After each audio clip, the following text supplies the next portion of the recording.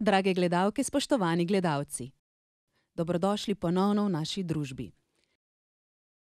S terapevtko družinske in zakonske terapije Tanjo Repič Slavič bomo nadaljevali pogovor o razlikah med moškim in žensko v partnerskem odnosu.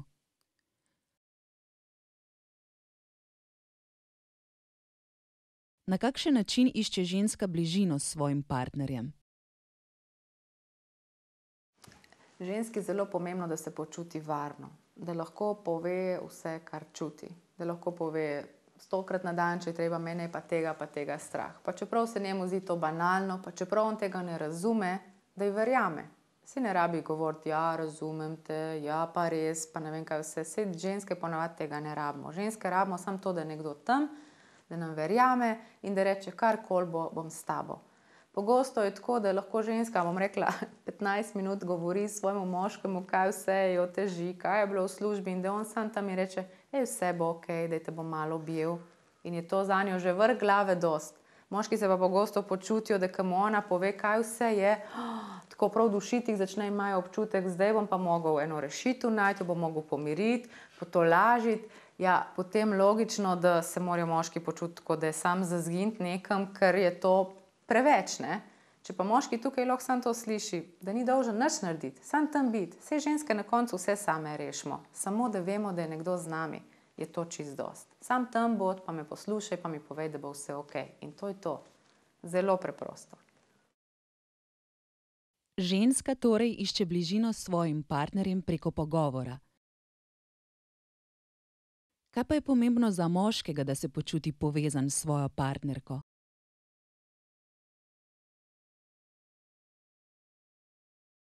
Moški pogosto iščejo ta stik in to potrditev, eno bližino prav preko tega pohval me, daj mi povej, da sem dobro naredil. Čeprav se nam kdaj ženskam zdi, pa te ne bom hvalila za vsako smet, ki si jo po tleh pobral. Pa še ena stvar, ki bi jo zelo omenila, moški se pogosto počuti sprejetega tudi prek spolnosti.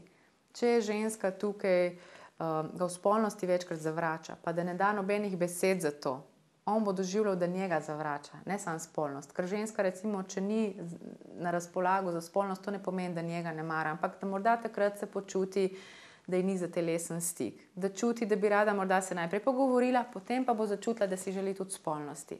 Moški pa hitro zasliši, če ni za spolnost, pomeni, da mene zavrača. In to seveda, če na ta način nekdo razume, kako se če drugače počuti, kot pa odveč, pa neljubljen, pa ne vem kaj vse. Ne. Tako da tukaj se mi zdi fino, da spet s pogovorom lahko te stvari ubesedimo, ker potem je obema lažje. In si bosta prej zaželela in spolnosti, in pohval, in bližine, in vsega. Zakaj se želijo ženske, če imajo težave, pogovoriti o svojih problemih s partnerjem pred spolnim odnosom?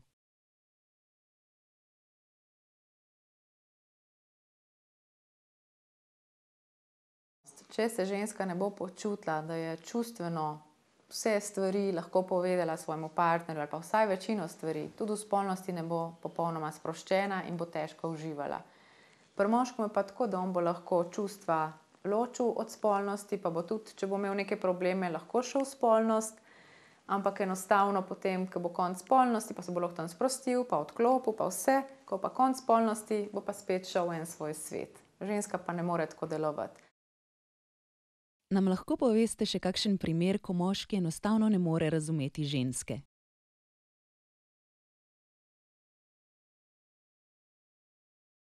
Ko gre ženska nakupovat in pride domov, jo on vpraša, a si kupila, ne vem, neko krilo. In ona bi lahko preprosto rekla, ja, in pika. Ne, ona bo rekla, joj, pa veš, sem bila v tisti trgovini, pa tam sem si merila enega tako lepega, ampak niso imeli moje številke, potem sem šla v ono trgovino. Skratka, bo opisala celo pot, kako ona prišla do tega, da je na koncu kupila ono krilo. Moški nikoli na tak način ne bi razlagal, ali pa zelo, zelo redko. In to so tiste razlike, ko so lahko po svoje zelo obremenjujoče in se lahko zaradi njih veliko prepiramo, lahko nas pa na nek način bogatijo, pa zaradi te različnosti postanemo si še bližji, pa se imamo še raj. Drage gledalke, spoštovani gledalci, oddajo o razlikah med moškim in žensko v partnerskem odnosu smo pripeljali do konca. Želimo vam čim več medsebojnega razumevanja, ljubezni in povezanosti. Nasvidenje, do prihodnjič.